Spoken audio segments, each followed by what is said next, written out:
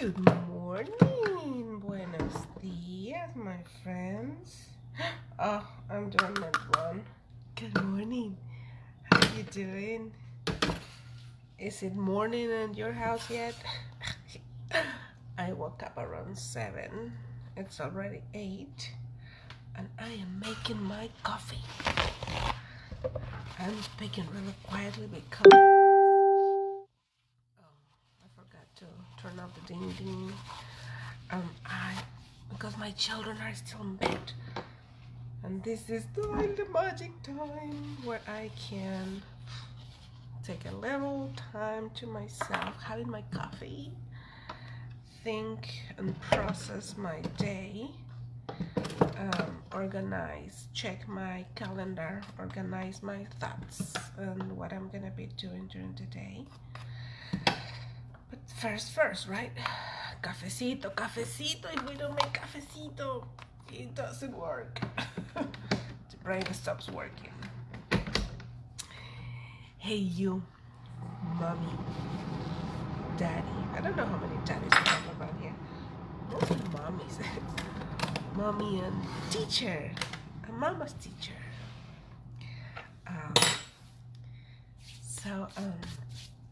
I was gathering, going through some information, some of my papers, while I was organizing my calendar, so I can chat here and share with you.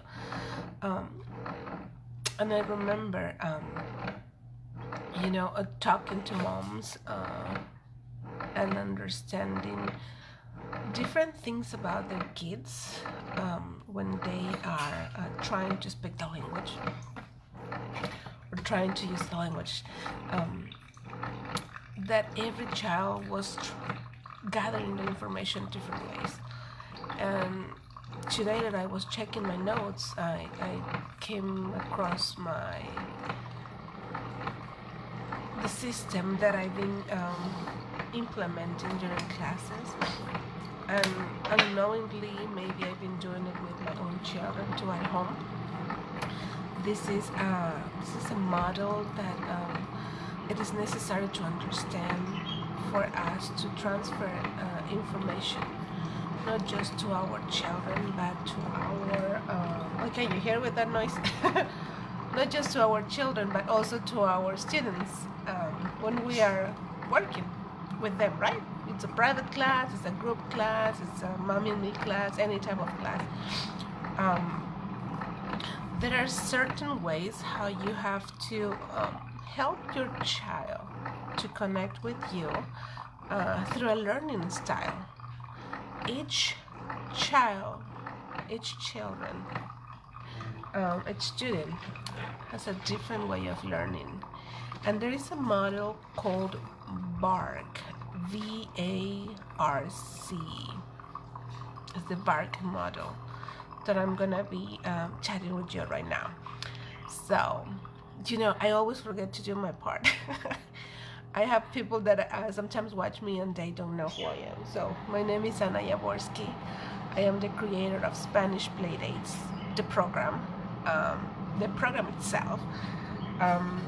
I'm coaching families and teachers on how to teach Spanish at home, and also through schools or through daycares. There are some teachers who speak the language and teach older students, but they don't know how to work with little ones. So I'm working on coaching them too as well. Well, after I shared that with you, I wanted to remind you that if you are watching, please type in the comments. Hola. Say hola. Tell me where you are watching from, and if you are a mom or if you are a teacher. I really would like to connect with moms and teachers. Okay, because this is created for them, for moms and teachers who want to teach the language at home. My birdie just woke up. Who wants to teach the language at home?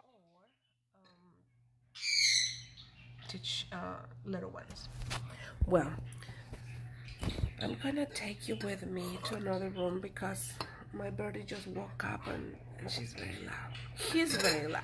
I always call her she. But it's a he. He looked like a she to me since we got him. He has a gender personality because we call him he, she. He's tiny. It's very loud. Okay, let me just finish putting more sugar. Más azúcar a mi café. I gotta put too much sugar sometimes, but I like it. I have a sweet tooth. Do you wanna see him? He's right there in the corner. He just woke up and he goes down and then starts yelling at me, screaming at me. He says, "Get me up! You are up! Get me up!" Okay, so let me just take you with me. We are going to my little studio that I have created a studio here in my house. I'm gonna walk you through my living room, and we just came here to my little space. Okay, so the types of learners, there are 4 types of learners. There is one, it's called bark, right? Let me just put you here bien bonito. I'm not supposed to make those, move you around. I apologize for that. So I was writing them on my little note here. So there are 4 types of learners. Okay, the visual learner, the audio learner. There is one learner that loves to process the information when they write or when they read, write and read. And the other type of learner is the kinesthetic. So I'm just going through my little notes I put here in my paper. Now, when you have a child who is a visual learner, right? And you want to teach them the language, you want to transfer the language, you have to make sure you understand they love to see a lot of graphics, a lot of pictures. The way how they process the information, the visual learner, is through images. So they might ask you, "Mommy, can you please draw?" If you're telling them a story, "Can you please draw the dragon, or draw the house, or draw the chicken?" Whatever you are talking about, they will ask you to draw. Or when you are finished telling them something or telling them a story, they run to get a paper, crayons, or anything they have in hand, and they start drawing. And they come and tell you the story back. So that's a way how you can figure out if your child is a visual learner. When they like to see the books, when they like to see a movie, when they like to see a video. Okay, so those are signs that tell you that your child is a visual learner. Number 2, hola for my friends who are watching right now. Okay, if you are on replay, type below replay, #replay, so I know I can say hola to you later. Okay, the number 2, the second one is the auditory way of learning. There are people, children, even adults. We are different type of learners. So the audio, the one who learns through the audio, are the ones who like to listen to music, who would prefer not to read the book, but to listen to you reading the book. Okay, so those are audio learners. The ones who probably are working on something, or they might have a movie or a TV on, and they are playing with their Legos, they're drawing, but they're still listening. You turn the TV off or you turn the video off, you say, "You're not watching?" And they say, "No, Mom, just leave it there." because they are getting that information through their audio way of learning, and they can do something else while they are listening. So the auditory kind is when prefer the language, what prefers to learn when something is spoken to them. They prefer when you tell them something. They prefer lectures and discussions. When you start telling your child, hola, hola, when you start telling your child, what do you think about this? And the child starts just talking and talking to you, having a conversation with you, then is when you realize that your child or your student is auditory kind, because they like to talk to you, they like to listen to you, they like to have a discussion about anything. You know, if it's raining, well, mom, why is raining? The raining, look at the water is falling, and the tornado is coming, and the clouds are very dark. And then you start talking. They want to talk to you. That is when you know there is a sign that you might have an auditory learner. Number 3, there is a read and write type of learner. Okay, they prefer to receive written words. Written words. For example, in my case,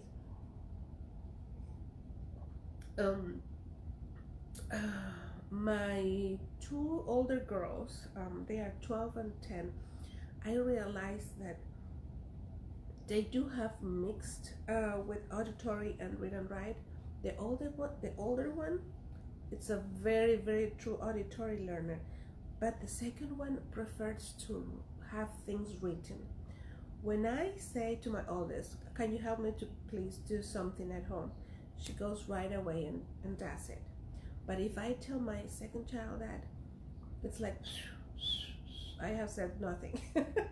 So what I discovered is that instead of me even telling her things to help me with at home, I write them down. I just write a little paper and write a list, and I hand it to her. And she gets it and she reads it. And she starts, la, la, la, la. I write it in Spanish, of course, because I want them to practice the language with me. So she starts reading it out loud. And she said, okay, mom, I'll do it. And then she starts doing. So what happens there? Then is when you realize, what I did realize, that my child, the way of learning or passing that information to her is through reading and writing. Because I had to write. She has to see the words. She has to read out loud the words. And then she was able to process, and then she started doing. So with her, I have to, for anything in life, not just to teach her the language, but to teach them to do things at home, to cooperate at home. We have to find that way of communicating with them through this model. Now, another way is the process the information. I'm just writing here what it says. Process the information by writing notes. That's what I do with her, writing little notes. They like to draw also. If your child asks you always for paper to draw, or try to model letters if they're little ones, or if they ask you, or if they have only a book and they draw a lot, so that's a way how to connect with them. Let me see, Lorena. Hola, Lorena, ¿cómo estás? Buenos días. Good morning. Thank you for stopping by. That's great tip. I never thought about that. My girls are just like yours. I'm going to try writing it down to see what happens. Yes. I guess there was a point where I was just saying things over and over, and nothing was happening with one of my older daughters. Then I remember this process, that I apply with the students. We have to learn how they are learning or how they are processing the information. And I said, well, you know what? I'm gonna write a note. That was probably a year and a half ago, 2 years ago. And I wrote the note, and I wrote a list with her name. I would like you to have this done by this time. And it was miraculous. There was no pushing, there was no yelling, there was no it was just here. And then I said, can you please read it? She read it, and she line by line, and she had struggled with something. I correct her speech, her pronunciation, and she said, okay, and it was done. And then I just asked her later, after a couple hours, okay, can I have the list back? Because I asked her to cross out everything she has done, and then she gave me the list with, the lines crossed. And it was like, ta-da! We need to learn how they process the information. Buenos días, Lorenita.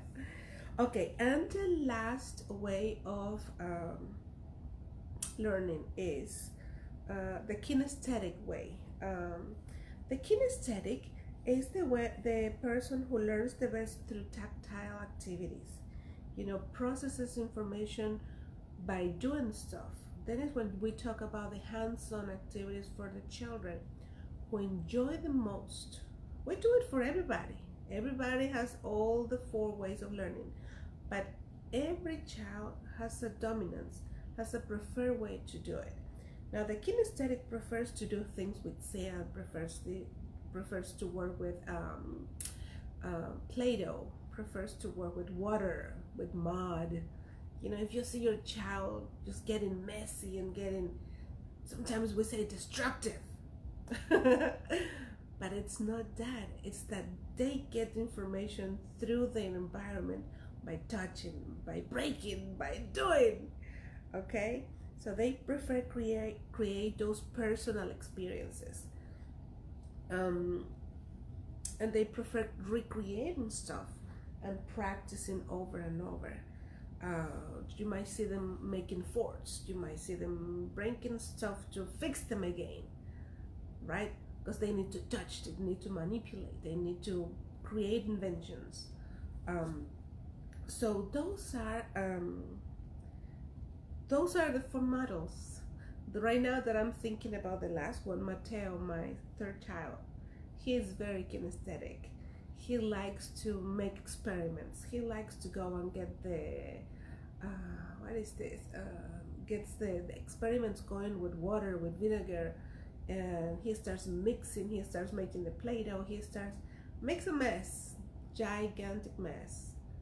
But what I tell myself is like, okay, let him, he's keeping himself entertained as long as I'm watching him. He's doing the stuff, and he's learning. And then it's when he starts, and I take those opportunities to transfer the language. Then is when we connect and we understand how we can communicate with them. Let me have a sip of coffee. This is really good. I'm trying to enjoy my coffee here while I'm having a chat with you. Now, why did I bring this topic here today? Because when we are trying to help our children to use the language, and we see some type of refusal on the types of things that they don't like or they don't connect with, we need to find these ways to find the path to connect with them, and then they are gonna start answering. If we realize if they are visuals, if they are kinesthetic, if they are what is the other one, auditory, or they like read and write, then we use those preference ways of learning to transfer the language. If they are visual learners, let's work with flashcards. Let's work with you draw something, let them draw something, and then use the language when that activity or that moment is happening. Take that moment when you know that's the way how they learn. Take that moment and use it to your favor, which is what? To be able to help your child to use the Spanish. Because at this point we know we want our children to know some Spanish, to be bilingual. Not perfectly bilingual, maybe not perfectly bilingual, and that's okay. The bilingualism behind the whole thing is not that they can do the whole thing perfectly, okay? It's to be able to communicate. no matter how, if your child, if your students are able to communicate ideas using other vocabulary, using other sentences, using the other language, the target language, that is the goal. It doesn't have to be perfect, but the idea is that the child clicks in their mind, in their brain, that there is another way to do it, and then they can do it. They can do it. They can do it because you are behind that, because you are putting the effort. You are finding ways for them to use the language. You are creating that need. Okay, that is why I brought these models of interacting and understanding the language, because if you grab all those 4 components and then you start realizing how they learn it, then is when you have like a key to that process, your own process, because it's your child, because it's your individual student, because it's your one-on-one with them. Okay, so each parent, each mom, each teacher has to realize that there is a connector, there is a way to connect with them through that learning scenario. So now with this in mind, think about it. Think if your child is visual, auditory, he likes to read and write, or if they are kinesthetic, and you type down below what type of your child. Think about it. It might take you about 1-2 minutes. Think about it and let me know, because I know you are gonna be amazed to discover things that we're gonna be learning from now on. I'm gonna be stopping by tomorrow as well, and I'm gonna chat with you. I think I have a type of test on how to recognize if your child is what type of learner your child is. So I'm gonna share that tomorrow with you, okay? And you can go through that test with me, and then you can just mark, check, and at the end you are gonna be able to, maybe in paper, to know exactly how your child is learning anything in life, not just the language, anything. Okay, I'll be waiting for you tomorrow at 8 p.m. Eastern time. Eastern time. I have a lot of people watching me from LA or other states. So Eastern time, 8 a.m. I will be like 5 a.m. for my friends in LA. But it's okay. You can still watch the replay. I love my friends who watch me after. You just remember, if you're watching later, type replay, #replay, and let me know where you are watching from. And answer the question. What type of learner do you think your child is? Is he or she a visual learner, an audio learner, read and write learner, or a kinesthetic learner? Tell me what you think. And tomorrow we're gonna have a test to find out, okay? Well, con esto y un bizcocho, buenos días, mi cafecito, and then I'm gonna start my day. I have some classes lined up and I have to get ready. Un beso y un abrazo, como siempre. Nos vemos.